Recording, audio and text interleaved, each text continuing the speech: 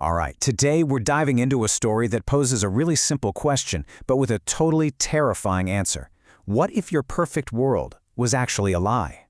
This is the Kanton Verge, and believe me, it's a journey right to the edge of what we think is real. This question right here, this is the heart of the whole thing. It's asking us, you and me, to look past what's right in front of us and really question, well, everything.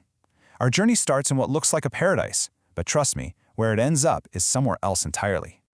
So just picture it for a second, a true utopia, a world where they've solved every single problem. But right from the get-go, you get this tiny little hint, a feeling that this perfect reality is way more fragile and maybe a lot more artificial than anyone realizes. Okay, so let's step inside this world. It's called Kanton, and it's a paradise where your every need is met, sometimes even before you know you have it. So how does this perfect world even work? Well, it all comes down to something called Aksis. And Aksis isn't just some vague magical force. No, it's a living, thinking environment. It's the air they breathe, the ground they walk on. It's connected to everyone, and it provides for them instantly. I mean, life there is just effortless. You think about being hungry, and boom, food appears. Your home, which is a living thing called a cranenig, by the way, it literally talks to you. It shares wisdom. Because of this constant connection, there's no sickness, no fighting, no suffering, and maybe most importantly, no one is ever alone. But, even in a perfect world, there's always a boundary, right? A line you just don't cross. For the people of Kanton, that line is a place of pure terror called the Tosk. The Tosk is everything Kanton is not. It's this wild, chaotic, massive sea that surrounds their entire world. To them, it's not just an ocean. It's the literal end of existence.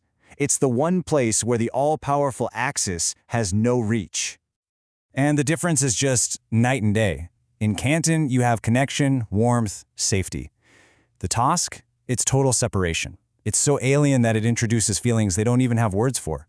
Sensations they have to name for the first time, things like cold, and, even more terrifying, pain.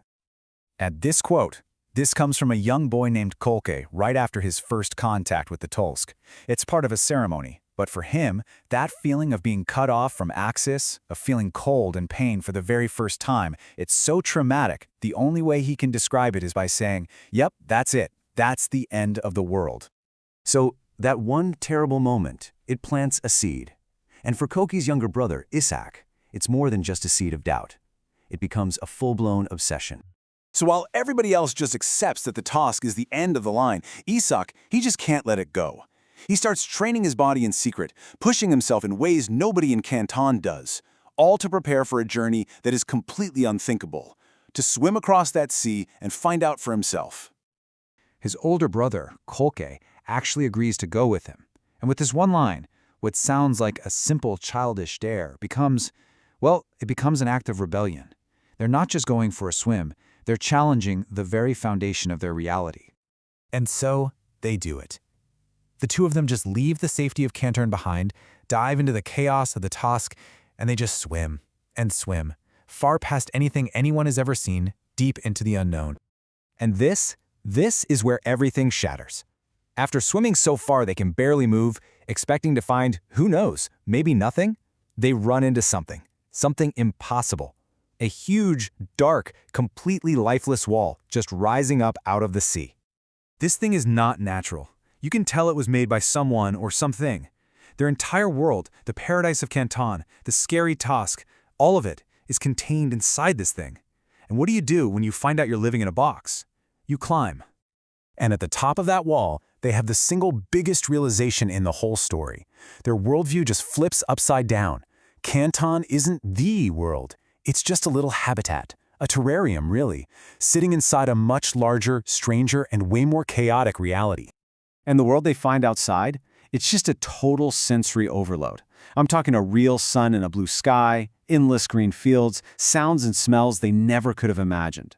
But with that freedom comes a harsh new reality. For the first time, they feel real hunger, real thirst, bone-deep exhaustion. It's a world of struggle for sure, but also a world of true chaotic freedom. So what do you even do with a truth that huge? How can you possibly go back to paradise once you know that it's actually a cage? This is the impossible choice that ends up splitting the two brothers. Kulka, the older brother, he's hooked. He chooses the real world, the freedom, the danger. He stays.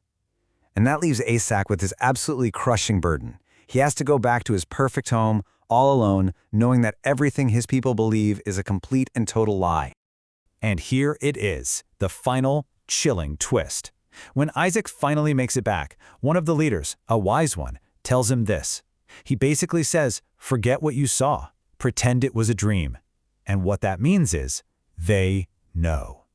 The people in charge already know the truth, and they are actively choosing to hide it, to maintain the beautiful lie. And that just leaves us with this massive central question. If you had to choose, what would you pick? A perfect, comforting lie that you get to share with everyone you love, or a difficult, messy, painful truth that you might have to carry all by yourself? There's really no easy answer, and honestly, that's what makes this whole story so unforgettable.